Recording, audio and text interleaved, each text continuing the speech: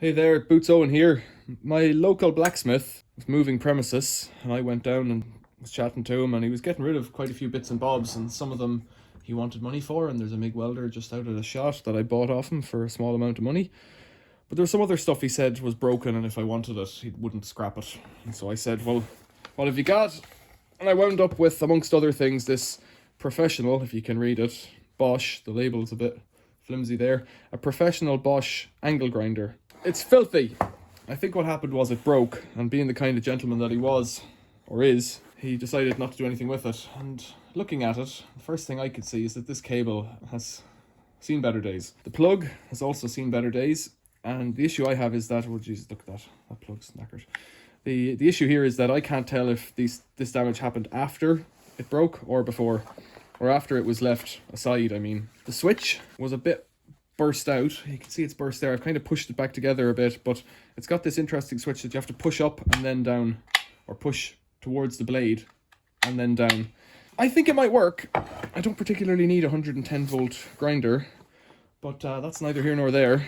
I like fixing stuff. So without further ado, I'm not going to plug it in live yet. This box isn't live. I just want to check if I can get the plug in as it is. If I can get the plug in, then what I'm going to do, I'll show you how the plug's going in. I will get a strip connector like this, and we'll cut the cable and just join it up, because I could definitely see bare copper in there. So there could be all sorts of other problems with this that I can't see yet. Could have other breaks in the cable. It's certainly got some more damage to the cable, but I just want to get it energized. And like I said, the transformer isn't plugged in, so there's no issue there yet.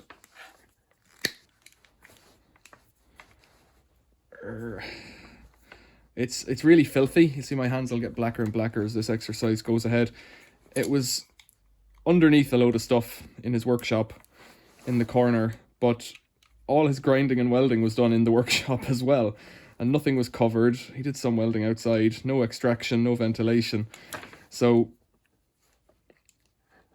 anything that was there got covered in a good layer of spatter, dust. Everything is filthy. So there we go, but inside the cables are pretty clean. I've got this cable stripper, one of my favorite tools. I say that all the time. It's an automatic cable stripper, so you just offer the cable into the right hole and it pulls the end off it.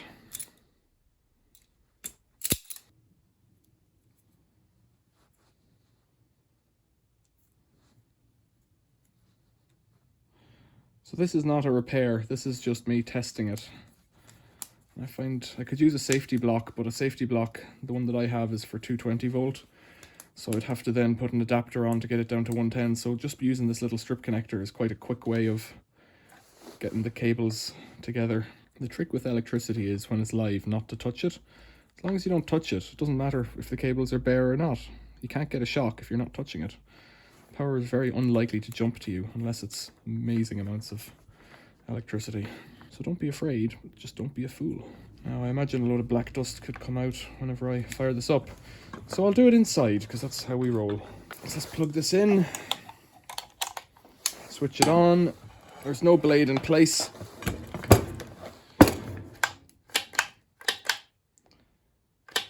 Now we're getting nothing there, so that's a start. So let's look and see with the multimeter how far in the power is getting.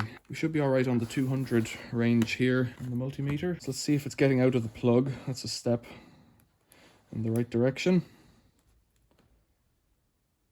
No, so even the plug's knackered. Well, that's a good start, because the plug's easy to fix. Plug it out, look at it, break it down. It's got some screws inside.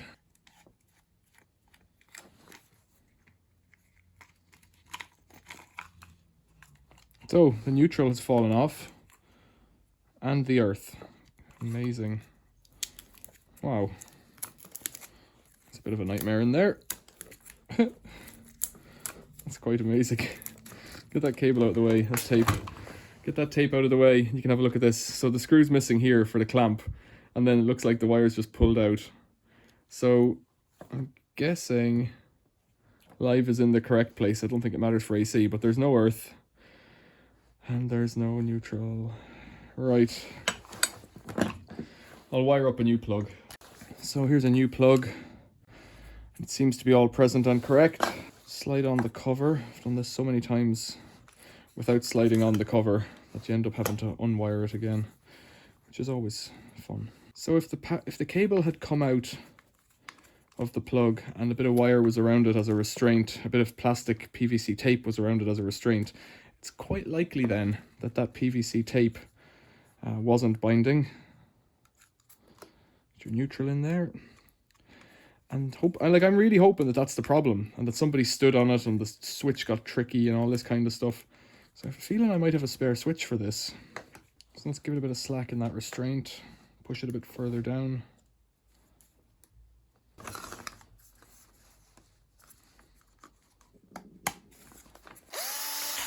Okay, the cable's considerably shorter. We're live. What do you think? Will it roll?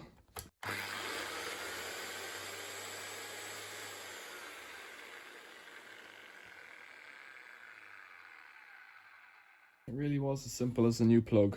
Well, and a bit of new cable. Let's have a look at the old one here then. That's the bit I removed. You can see, I suspect that this is something that happened later. A bit of hot metal or something fell on it. But this is unforgivable. The fact that they're different lengths, it doesn't suggest, I don't know, it's not that, if the earth was longer, I'd say they tried it on a 3-pin 13 amp plug first, but it doesn't look like that, so I don't really know what's going on there. It's all a bit strange. So what I like to do, sometimes I do it in a sink, but at the moment I've got a washing machine in the way of my sink. So this is an old washing machine glass door bowl. These are quite handy as fruit bowls or mixing bowls in the kitchen. Just give that cable a wipe, and by wiping it through you can feel for any issues, little bits that are broken or whatnot. It's got quite an interesting kind of universal joint down at the bottom there where that cable protector is.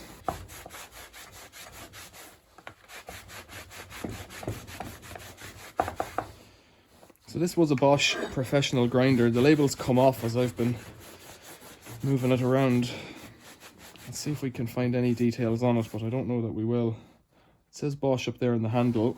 It's kind of a plain grey colour in there that wasn't there before. I don't think this is one of the particularly old Bosches that people love. I think it's relatively new. Just see what this comes out like now. Yeah, that water's pretty filthy already. So I've got some soap on this cloth with a bit of a scouring pad left on it. What I tend to do with these things is use them indoors, and when the kitchen has had enough of them, bring them outdoors. And it's only when they're really, really past it that I finally give up and throw them out. I'm not sure how much cleaning this will take, really. I could do a creme de la creme job, but I'm not sure that it's worth it until I've used it a bit. The other thing I'm going to do is check the brushes, just to see. I'm not sure that soap's actually getting it any cleaner. So let's get this blade guard off. There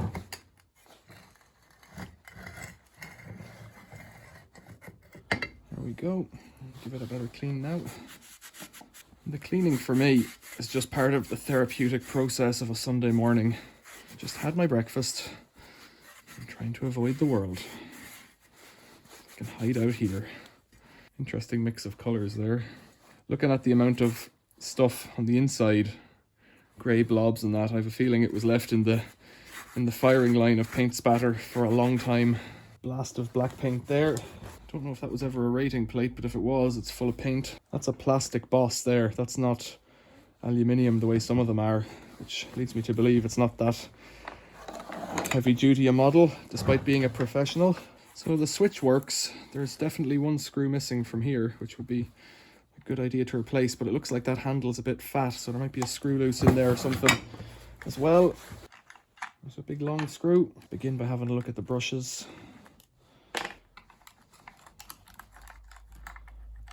They're not new, but they're not worn out.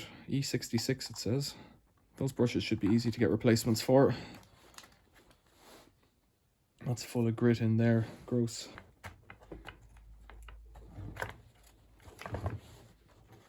I'm going to give this a scrub in the bath, I think. Not the switch, but the plastic housing. No signs of burning. Capacitor is present.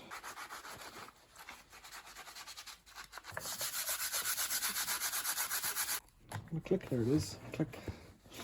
These wires should go here, and this should slide in like that.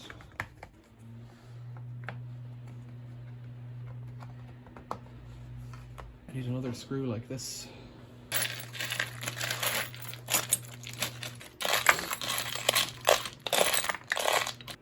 That one might do it. Let's try it.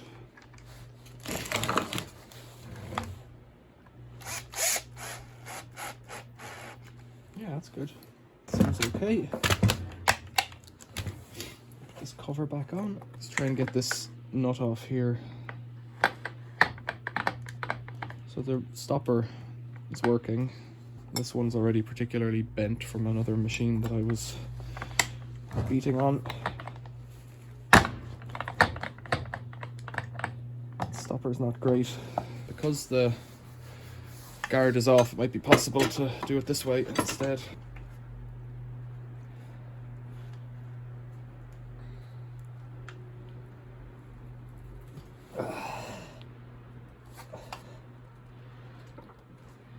There we go. I think that's it.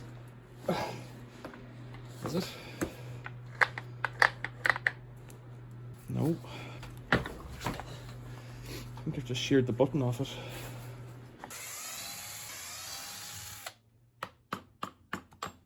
So the button is damaged, but if I twist it round, if I can, it should act on the other side, and that might work.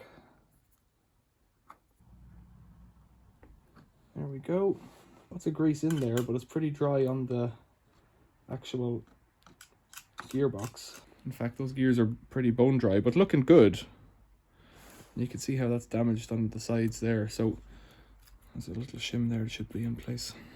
It's popped up. Yeah, some of the sides are worn off those holes. But let's get a bit of grease on those gears, because whatever way they've done it, they've chosen not to put the grease on the gears. Kind of strange. Some people put new grease and things like this.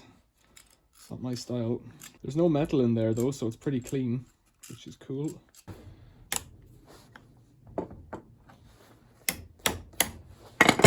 So what I think's gone on here, this is crazy if it's true, I think that's a bit of an abrasive disc stuck in there, so it might be almost near impossible to bash this off, and it might be simpler just to cut it off and use a spare nut, which is a shame, but probably the best way for it, rather than smashing off that button again. If it's been smashed off on one side, it'll get smashed off on the other, which is bad news. I think that is a bit of grinding disc stuck in the middle. It doesn't make sense, but why it's so far in, I don't know.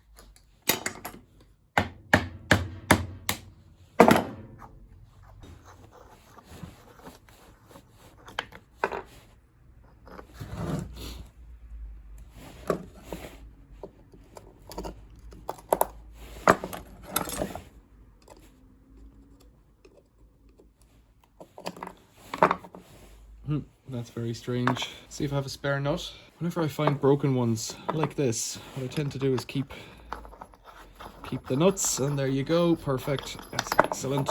Spare one. There we go. Put the new nut on.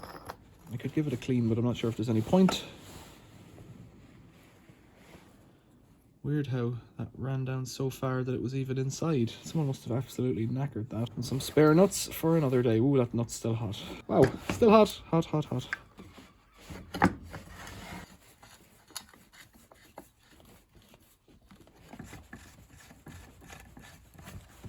So it still looks a bit rough, but it's working now.